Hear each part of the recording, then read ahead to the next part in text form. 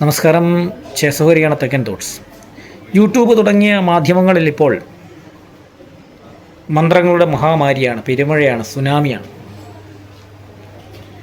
സകലമാന മന്ത്രങ്ങളും, അത് സകല സമ്പ്രദായങ്ങളിൽ ശൈവ വൈഷ്ണവ ശാക്തേയ ഗാണപത്യമടക്കമുള്ള സകല മന്ത്രങ്ങളുടെയും ഗുണഗണങ്ങളെ വിവരിച്ചുകൊണ്ട് ധാരാളം വീഡിയോകൾ ഇങ്ങനെ പ്രത്യക്ഷപ്പെടുകയാണ്. കഴിഞ്ഞ ദിനങ്ങളിൽ കണ്ട വേലിയേറ്റം വാരാഹി അല്ലെങ്കിൽ വാർത്താളി പന്നിമുഖിയുടെ മന്ത്രങ്ങളുടെ ഗുണഗണങ്ങളെക്കുറിച്ചും അവ ജപിച്ചാൽ ഉണ്ടാകുന്ന സൗഭാഗ്യങ്ങളെക്കുറിച്ചുമുള്ള നിരവധി ആൾക്കാർ ഇട്ടിരിക്കുന്ന വീഡിയോകളുടെ തള്ളിക്കയറ്റമാണ് കണ്ടത്. നോക്കൂ, മന്ത്രങ്ങൾക്കല്ല ഒരക്ഷരത്തിന് പോലും കൃത്യമായ ദേവതയുണ്ട്, അതിന് കൃത്യമായ വൈബ്രേഷനുമുണ്ട്. അപ്പോൾ മന്ത്രങ്ങളുടെ കാര്യം പറയണം. മന്ത്രങ്ങൾക്ക് കൃത്യമായ ദേവതയും ഛന്ദസ്സും ധ്യാനവും ഒക്കെയുണ്ട്. അവ നമ്മൾ പ്രയോഗിക്കുന്ന സമയത്ത് അതിന് നമ്മുടെ മേൽ, അതായത് നമ്മുടെ ആത്മീയ, ശാരീരിക, മാനസിക അവസ്ഥകൾക്കുമേൽ കൃത്യമായ വൈബ്രേഷൻ അല്ലെങ്കിൽ കൃത്യമായ സ്വാധീനം ചെലുത്തുവാനുള്ള, മാറ്റങ്ങൾ വരുത്തുവാനുള്ള കഴിവുണ്ട്.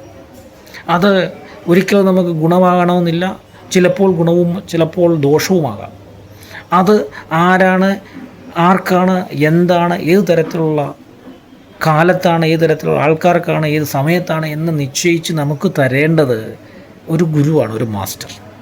അപ്പോൾ നമ്മൾ പ്രാർത്ഥിക്കേണ്ടത്, നമ്മൾ അർത്ഥിക്കേണ്ടത് അല്ലെങ്കിൽ ആഗ്രഹിക്കേണ്ടത്, നമ്മൾ ഈശ്വരൻ്റെ കരുണയ്ക്കായി പ്രാർത്ഥിക്കേണ്ടത് അങ്ങനെ ഒരു ഗുരുവിനെ കിട്ടാൻ വേണ്ടിയാണ്. അത് ഓരോരുത്തരുടെ യോഗമനുസരിച്ച് അത് കൃത്യമായി നമുക്ക് ലഭിക്കുകയും ചെയ്യും. പക്ഷേ അതിന് യാചിക്കേണ്ടതുണ്ട്, അലയേണ്ടതുണ്ട്. നമ്മൾ ഇങ്ങനെ അന്വേഷിക്കുന്നുണ്ട്. അങ്ങനെ അന്വേഷിക്കുന്നവർക്ക് ഗുരു നമ്മളുടെ മുന്നിലേക്ക് വരും. നമ്മൾ ഗുരുവിൻ്റെ മുന്നിലേക്കല്ല ചെല്ലുന്നത്, നമ്മളുടെ അടുത്ത് ഗുരുവാണ് വരുന്നത്. കൃത്യമായി അദ്ദേഹം നമ്മളുടെ മുന്നിലേക്ക് വരികയും നമുക്ക് അനുയോജ്യമായിട്ടുള്ള ഉപദേശങ്ങൾ തരികയും ചെയ്യും. അല്ലാതെ യൂട്യൂബ് പോലെയുള്ള മാധ്യമങ്ങളിൽ നിന്നും കിട്ടുന്ന സകല മന്ത്രങ്ങളും എടുത്ത് പ്രയോഗിച്ചാൽ അത് അതിഭയങ്കരമായ, ഭയം ജനിപ്പിക്കുന്ന ദോഷങ്ങൾ ഉണ്ടാക്കാമെന്നാണ് പറയുന്നത്. നമുക്ക് യോജിച്ച മന്ത്രമെന്ത്, നമുക്ക് യോജിച്ച സമയം എത്ര, നമുക്ക് യോജിച്ച എണ്ണം എത്ര, ഇതൊക്കെ കൃത്യമായി മനസ്സിലാക്കിക്കൊണ്ട് കൃത്യമായി നമ്മളെ മുന്നോട്ട് നയിക്കുവാനും, നമുക്ക് ആ മന്ത്രജപത്തിലൂടെ എന്തെങ്കിലും ഗുണങ്ങളുണ്ടാകുമ്പോൾ അതിനെ കൃത്യമായി നമുക്ക് മനസ്സിലാക്കി തരുവാനും, ദോഷങ്ങളുണ്ടാകുമ്പോൾ, ഭീകരതയുണ്ടാകുമ്പോൾ അതിൽ നിന്ന് രക്ഷപ്പെടുത്തുവാനും ഒരു ഗുരുവിന് മാത്രമേ സാധിക്കുകയുള്ളൂ. ഇത്തരത്തിൽ യാതൊരു തത്വദീക്ഷയുമില്ലാതെ കിട്ടുന്ന ഈ വീഡിയോകളിൽ നിന്നെടുത്ത മന്ത്രങ്ങൾ, അവ ജപിച്ച് ശാരീരികമായ, മാനസികമായ ധാരാളം പ്രശ്നങ്ങൾ ഉണ്ടായിട്ടുള്ള അനുഭവിക്കേണ്ടി വന്ന ധാരാളം ആൾക്കാരെ നമ്മൾ കണ്ടിട്ടുണ്ട്. ശാരീരികമായ പ്രശ്നങ്ങൾ, ശബ്ദം നഷ്ടപ്പെട്ടവർ, അസുഖങ്ങളുണ്ടായവർ, ഇതിൻ്റെ ഒന്നും കാരണങ്ങൾ ആശുപത്രിയിൽ ചെന്ന് അന്വേഷിക്കുന്ന സമയത്ത് ഡോക്ടേഴ്സ് പറയുന്നത്, സകല ടെസ്റ്റുകളും നടത്തിയിട്ട് ഡോക്ടേഴ്സ് പറയുന്നത് മേ ബി ദാറ്റ് കോസ്, ആ കാരണത്താലായിരിക്കാം, ഈ കാരണത്താലായിരിക്കാം എന്നുള്ളതല്ല, അതൊരു കൃത്യമായ കാരണം പറയാൻ അവർക്ക് സാധിക്കുകയില്ല.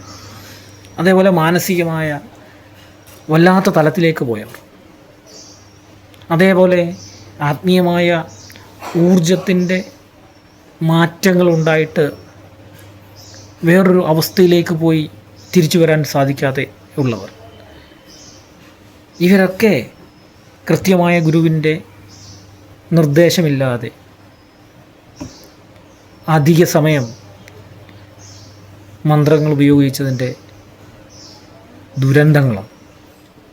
അതുകൊണ്ട് വാരാഹി മന്ത്രവുമൊക്കെ അല്ലെങ്കിൽ മറ്റു മന്ത്രങ്ങളൊക്കെ കാമ്യകർമ്മങ്ങൾ, അവനവൻ്റെ ഇഷ്ടത്തിനുള്ള ചില കാര്യങ്ങൾക്ക് വേണ്ടിയും, ഐശ്വര്യം ലഭിക്കുമെന്നും, പണം ഇങ്ങനെ മുകളിൽ നിന്ന് താഴേക്ക് പതിച്ചുകൊണ്ടേയിരിക്കുമെന്നും, സകല ദോഷങ്ങൾ മാറുമെന്നും, സകല സൗഭാഗ്യങ്ങളും ഇങ്ങനെ പെരുമഴ പോലെ നമ്മുടെ ഉച്ചിയിലേക്ക് വീണും പോക്കറ്റ് നിറയുമെന്നും, മടിശീല കനക്കുമെന്നും, ബാങ്കുകളുടെ പണം മുഴുവൻ കൈവരുമെന്നൊക്കെ വിചാരിച്ചാൽ നമ്മൾ വാൾത്തലയുടെ മുകളിൽ കൂടെ നടക്കുന്ന പോലെ ആയിരിക്കും അത്.